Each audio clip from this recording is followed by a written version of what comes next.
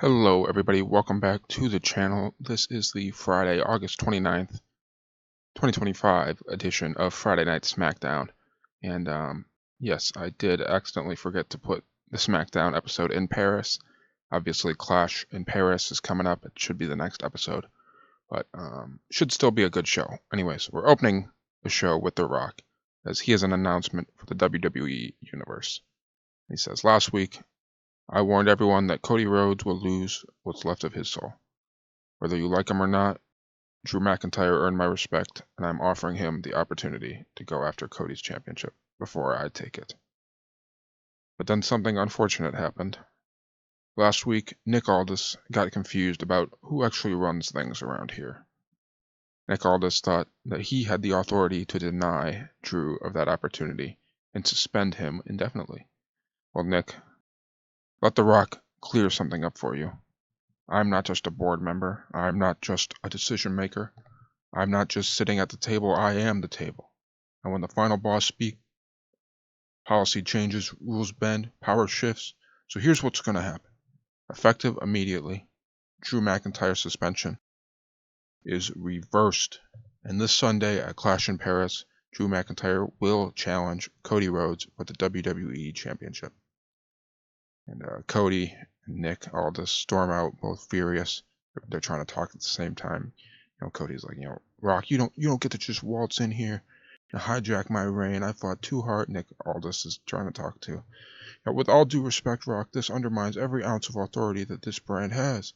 You can't just, Nick, you shut your mouth while the grown-ups are speaking. The Rock interrupts him. Cody, you are so obsessed with your story. Well, every story needs a good final boss. And the final boss is deciding that Drew McIntyre is your next chapter.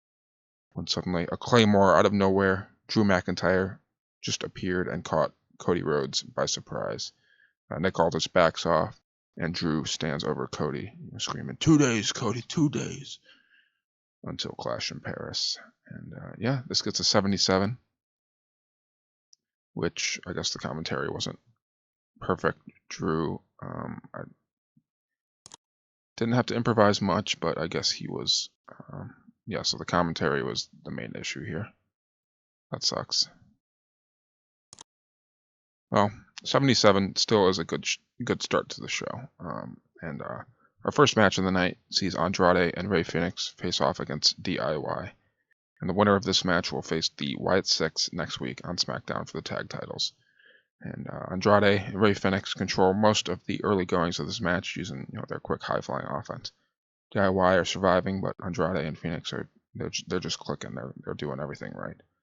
Fenix hits a Spanish fly on Gargano and tags in Andrade, who hits the double knees in the corner. Ciampa calls the ref to the outside as he's worried he's picked up an injury. Back in the ring, Fenix gets tagged back in as he climbs to the top rope looking for a big move. Candice LeRae jumps up on the ring apron. She's shouting at Rey Fenix, who hesitates, and that gives Gargano enough time to roll out of the way and recover. Rey Fenix gets down, only for Candice to grab him by the ankle, make him lose his balance. And suddenly, Tommaso Ciampa, he's telling the ref, I'm okay. He gets up for the tag as DIY hit meat in the middle on Rey Fenix. And Ciampa covers while Gargano holds off Andrade as the ref has no option but to count 1, 2, 3. And DIY will be facing the Wyatts next week for the tag titles as this match gets a 55, which that's 68 for Fenix, 63 for Andrade. Oh, it's because I made it a high spots match and the crowd wasn't warm enough, I'm guessing. And I kept Andrade and Rey Fenix strong, so that's also why. High spots actually didn't have a major penalty, but yeah, I had Candice interfering and then them be kept strong, just because I don't want their pop to take too much of a hit. I'm trying to build up DIY a little bit. We won't be letting Tommaso Ciampa leave like the real life WWE. But 55, it's not the end of the world. It's not exactly what I was expecting, but that's okay. Backstage, Kayla Braxton is interviewing the Motor City Machine Guns, and she tells them that DIY have just earned a title shot to face the Wyatts next week. And after their loss to Drew McIntyre and The Rock, what is next for the Motor City Machine Guns.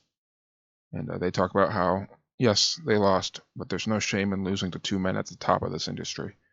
They say that they aren't going anywhere because losses don't define them. It's how they respond that matters the most. Shinsuke Nakamura walks in the frame. He's clapping sarcastically at them. Ah, the Motor City Machine Guns. So much honor, so much pride. But in the end, you were simply not enough. Alex Shelley tells Shinsuke that they don't care about his opinion. Maybe not, but you should have cared about The Rock's opinion. Last week, The Rock gave both Drew and you an opportunity. And Drew showed him power while you showed him failure. And Chris Sabin steps forward and tells Shinsuke to be careful, because they've earned their respect in the ring for their entire careers. And Shinsuke says, yes, and that's why I'm disappointed. Legends should know when their time is over. And we hear laughing as the Street Profits walk in. And Montez Ford says, man, this is getting good. Motor City Machine Guns talking about respect like it pays the bills. And you boys had a chance against Drew and The Rock, and now you're backstage crying about your pride. And Alex Shelley, walks towards them and says, you won't have any pride next week after we destroy you in the ring. And Shinsuke, tries to ease the tension. Relax, Chris Sabin. You want to prove that Motor City Machine Gun still matters? Face me, one-on-one, right now. And Chris Sabin accepts, as that match will be next. For 64, the crowd gets hotter. And yeah, that match gets a 61, which I'm pretty happy with. 59 for Shinsuke, 51 for Chris Sabin. Shinsuke defeats Chris Sabin in 10 minutes by pinfall. And yeah, no major penalties for this, I'm guessing, which should be... Oh, I guess Shinsuke isn't. He's getting old. He's getting up there in age, but still putting on a decent performance. Can't hate. After that match, we have Randy Orton come out to the ring with a microphone.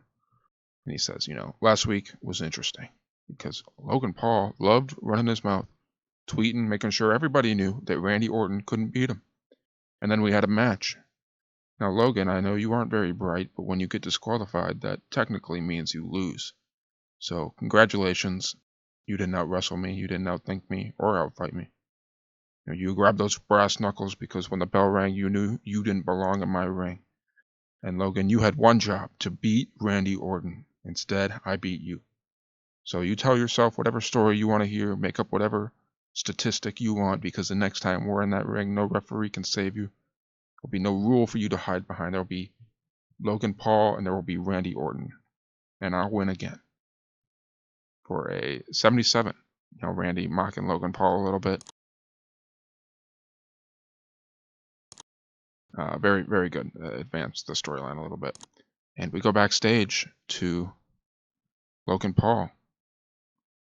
And he's pacing back and forth. Technically, that was not a win. Everyone knows it wasn't a win. He stops. He looks over and sees Aleister Black sitting in the shadows. He's lacing up his boots. Oh wow, Aleister Black. And Aleister tells Logan Paul that he's being loud. And Logan tells Aleister Black that Randy Orton's a problem, and he heard that Aleister might be a guy that could solve a problem. And Aleister Black stands up, stares at Logan Paul before asking if Logan wants him to take care of Randy Orton. And Logan grins, and he's like, accidents happen. Let's go out. People get hurt. Aleister steps towards Logan Paul. You misunderstand me. I don't work for anyone. Randy Orton is a legend. He believes he can control violence and change his fate. And I would enjoy proving him wrong. And Logan asks if they're good. But Black turns away, saying, if Randy Orton crosses my path, pain will follow. And the camera zooms in on a confused and uneasy Logan Paul as Aleister Black walks away. And that gets a 73. So Logan Paul does good. Aleister Black, not good at improvising. I probably could have scripted this, but Logan insists on improvising. Otherwise, he gets mad and I have to pay him some money. But not the end of the world. 73, still good. As next up, we have a match between Lacey Evans and Zelina Vega. And obviously last week, Lacey attacked Zelina. So this week, she cheats to get the victory over Zelina Vega in 7.5 minutes for a 43. Which cooled the crowd a little bit. This wasn't a great match. I just had to get Lacey Evans in the ring, and this is her get her a victory for her first match back with the company. And after that match, backstage, Megan Morant is talking to Damian Priest about his victory last week over Montez Ford, and Damian's talking about how it feels good to get wins over both Aleister Black and Montez Ford. And his voice starts fading out as the camera zooms in on Nikki Cross in the background, who is fixated on Damian Priest. And this gets a 55. Get some of the get Damian Priest, Nikki Cross on the show, and 55 is not that bad. Back in the ring, Julia continues her Anybody But Zelina Vega Open Challenge. And tonight, it's answered by a surprise competitor also making their return to the company. It is Tegan Nox. And Tegan Nox puts up an impressive underdog performance display in her first match back, but it is not enough to defeat Julia, as Julia makes her fourth defense of the women's U.S. title for a 60. Wow, very happy with that. Tegan Nox with a 45 and 65 for Julia. And Tegan debuts her Welsh Rebel gimmick, which is very good, and loses a little bit of charisma, but that's not the end of the world. 60 is pretty good for this match. I was expecting maybe in the 50s. Definitely glad it got better than that Lacey Evans and Zelina Vega match. But yeah, after that, Sami Zayn will come out to the ring as he has a message for Solo and MFT. He says, Solo Sikoa, you can try and intimidate me all you want. Send your little minion Tongaloa to attack me backstage all you want. I will not be intimidated. I will not back down. You want me to leave the family out of it? That's fine. I'll take on both of you, Solo, Tongaloa, this weekend in Paris, and I'll find a teammate that isn't a part of your family. And MFT come out. They're surrounding the ring. They're trying to intimidate Sami Zayn. But Roman Reigns' music hits, and he comes out, scaring MFT away. They run out to the crowd. For 78, as MFT is underwhelming. But Roman does well. Sami does great. 86 for the Sami promo, 68 for MFT intimidating him, and Roman Reigns returning. Crowd is white hot after that. Very, very good segment for us. 78. Very, very happy with that. As Legado del Fantasma, they come out to the ring as Santos Escobar wants to brag about his victory over El Hijo del Vikingo thanks to La Madrina Elektra Lopez. He says that any high flyer, any AAA roster member, any luchador will fall to Legado del Fantasma. He offers to anyone backstage an opportunity to prove that they are better as a high flyer than Angel Humberto. And Fraxium, they come out. Santos Escobar immediately says, no, you two do not count. And Nathan Frazier says, I know this probably isn't the high-flying, quick-paced style you were expecting to come out, but we're here, and we can prove that we're better. And so that match will be next. Fraxium will face Los Garzas, as this part gets a 54, which I'm fine with. It's, Legado and Fraxium. I'm okay with that. But yeah, Santos Escobar, Elektra Lopez, they're trying to, different maneuvers, trying to cheat at ringside. But they are unsuccessful as Fraxium prove that they are better. For a 66, decent wrestling, little heat. Fraxium defeat Los Garza in 11 minutes when Axiom pins Berto. And I told him to steal the show, which Frazier 62, 51 for Axiom, 55 for Berto, 64 for Angel. And a lot of good chemistry, and the crowd is buzzing. 66, very, very happy with that.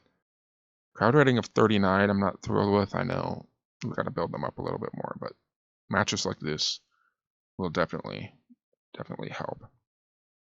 As backstage, Charlotte Flair is asking Meechin for help dealing with Nia Jax, but Meechin's focused on the tag titles right now. And Charlotte Flair then notices someone off screen and smiles, walking towards them. But we don't know who that is yet. For a 65, and both Meechin and Charlotte Flair do well improvising, which is good. Nia Jax, we'll have to deal with her somehow. That's what Charlotte is saying. But next, we have a match between Kit Wilson and Jacob Fatu, who wants to continue to teach Kit Wilson to keep his thoughts to himself after the Jimmy Uso match last week. And Jacob Fatu is simply going to win this match for a 67. Awesome. 74 for Jacob Fatu and a 38 for Kit Wilson, who was really off his game. But, a 67 is still a great match. And, inconsistency for Kit Wilson was the main issue, and the commentary. But what are you going to do? I can't be too upset with a 67 for this match at all. After that, great match. I know Kit Wilson is getting very over in real life right now. Ronda Rousey comes out. She puts a picture of Tiffany Stratton recovering in the hospital up on the screen. And Ronda tells everybody that the suffering has just begun.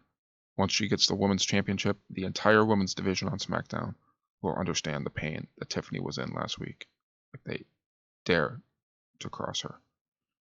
And she also says that she has an ace up her sleeve, and everyone will understand her dominance on Sunday. For a 58, the storyline loses a little bit of heat, which isn't the end of the world, but yeah, 58's fine. Last week, we had Chelsea Green defeat Mickie James in an effort to get the Secret Service a tag shot. So this week, Trish Stratus will face Alba Fire in a singles match, where Alba would get her and Piper Niven a title shot if she wins. But Trish Stratus gets the victory in this match tonight. And this match gets a 58. 58 for Trish, 48 for Alba Fire. The storyline gains heat, which is good. I'm happy with that. I made this my storytelling match. And after the match, Secret Service all decide to attack Trish in the ring. And Mickie James comes out to make the save for a 53. Just Secret Service attacking Trish and Mickie and continuing this feud a little bit. After that segment, crowd's still very hot, thankfully. John Cena comes out to make them white hot. He comes out to end the show talking about his match with The Miz and the idea of him retiring a few months earlier than he thought he would. He says that he knows he's winning on Sunday, but he can't get too cocky. He knows the fans are here to see his last few matches. He wants to make sure that these fans get their money's worth. So he invites Carmelo Hayes out to the ring so that he can warm up for Sunday. And that gets an 83, as obviously it's John Cena. Everyone loves John Cena. But yeah, the main event of tonight will be Carmelo Hayes versus John Cena. And Carmelo thinks that Cena's old. He's very confident going into this match. He starts strong. He's using his speed. Cena struggles a little bit against one of the future stars of the WWE, but he's still focused. He's still focused. And Carmelo counters an AA attempt and leaves Cena in position to hit nothing but net. And he hits it for 1, 2, kick out. Cena barely gets his shoulder up. And Carmelo pulls Cena up as a sign of respect. He doesn't want to be like The Miz, and he wants to show that he belongs in the ring with a guy like John Cena. Awesome. The Miz's music hits. He walks down the ramp to ringside. Carmelo's yelling at him, get out of here. This is my moment. This isn't about you.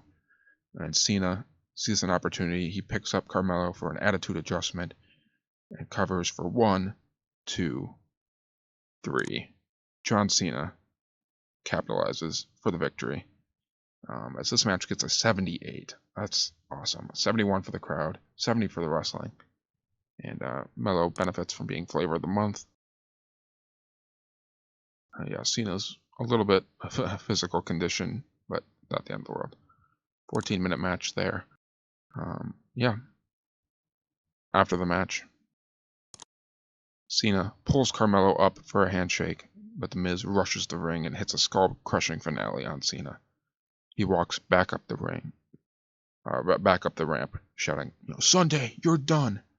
Carmelo Hayes doesn't leave with The Miz, and the show ends with Cena telling Carmelo Hayes that The Miz is holding him back, and that Carmelo Hayes could be a legend without a guy like The Miz holding him back, for an 80 to end the show. And that show gets us a 77, which is good. And yeah, we don't lose any pop, which is great. Yeah, what the game ratings don't matter as much as what you guys think. Let me know what you guys think in the comments down below. Leave a like if you enjoyed. Subscribe to the channel to see future TEW content. And yeah, we'll have Clash in Paris as the next episode. Should be a real fun show. I think this was a good show too. A lot of no like real bad ratings, even though the Lacey Evans and Zelina Vega match wasn't the greatest. Yeah, I hope you guys enjoyed. I'll see you guys in the next episode. Goodbye.